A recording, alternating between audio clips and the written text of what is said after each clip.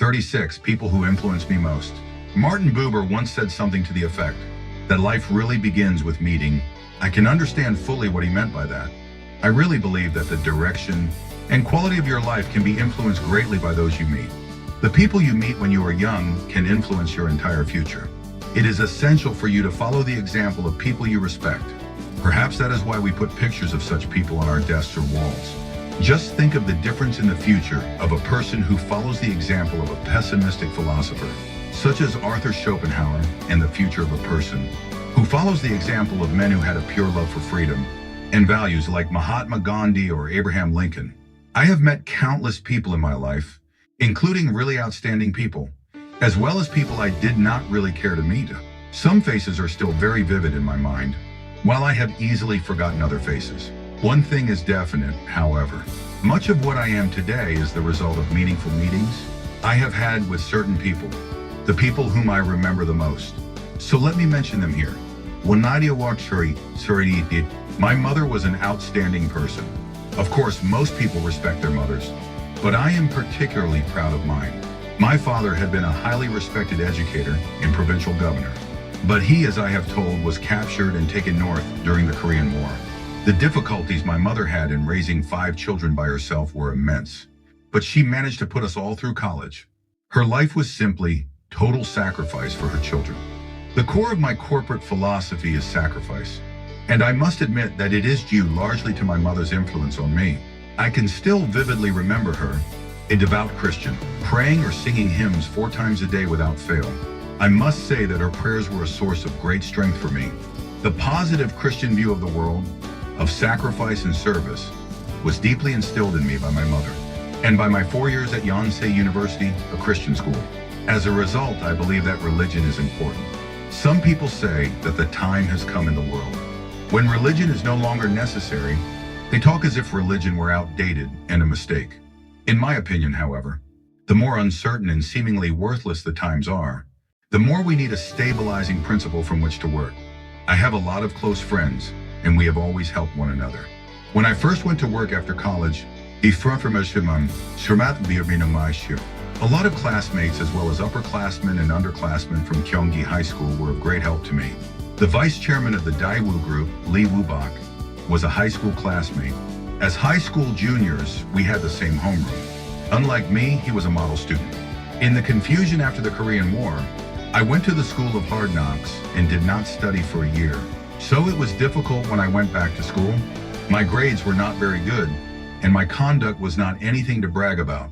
By the time graduation was approaching, my marks were among the highest in my class. Much of this was due to help from my lifelong friend Lee. When I first started Daewoo and it was hard to find help, he was right there to take part. It is hard to express my gratitude for his being there. At a time needed some outstanding people. I was also greatly influenced by a high school teacher, Lee Seok-hee, who later went on to become president of Chungang University and is now chairman and president of the Daewoo Foundation. He was our homeroom teacher in my junior year of high school. As I mentioned, at the time I was one of the worst students in the class, and having recently arrived from the back alleys, I caused a lot of mischief. I do not know what Mr. Lee's intentions were, but in the first term, he appointed me vice president of the homeroom class. The next term he appointed me sergeant at arms. My life suddenly changed when I became sergeant at arms. I knew that it was important for me to set an example for the other students.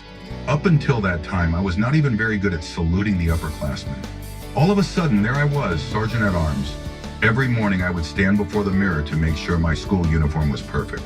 And I too began to straighten out. I began to study hard. Mr. Lee was the first person in my life to recognize me for my latent potential and character.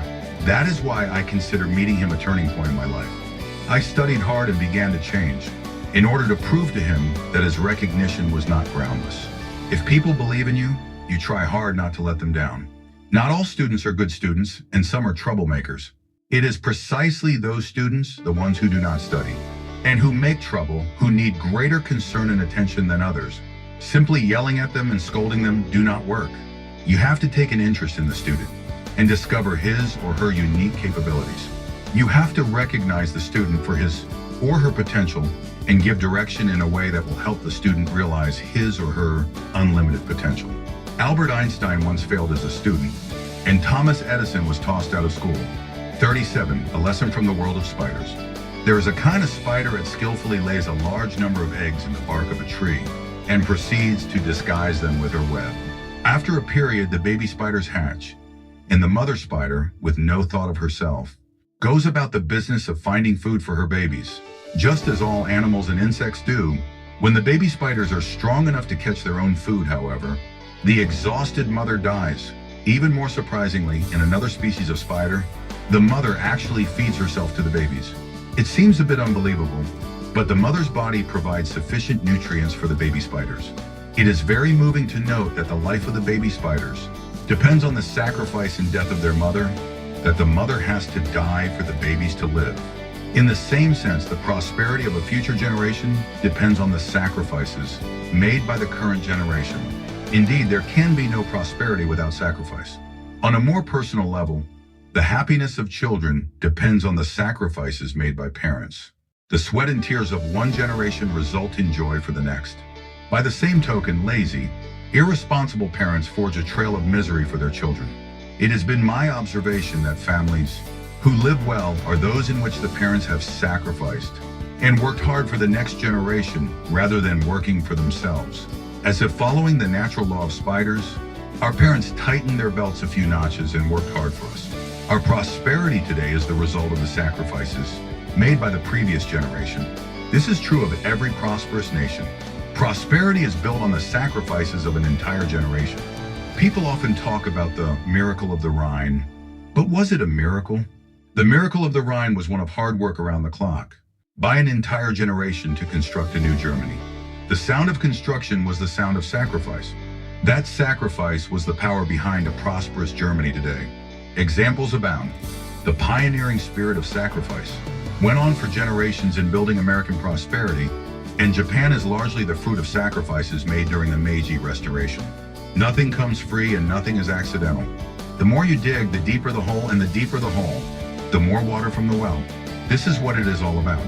In Korea, the generation during the 1960s made the great sacrifices for the future, so much so that it has even become habit for me to describe my generation as the generation of sacrifice. It was during the 60s that we opened our eyes to the possibility of constructing a strong economy and a strong nation, and we went about accomplishing that task with unmatched fervor and determination.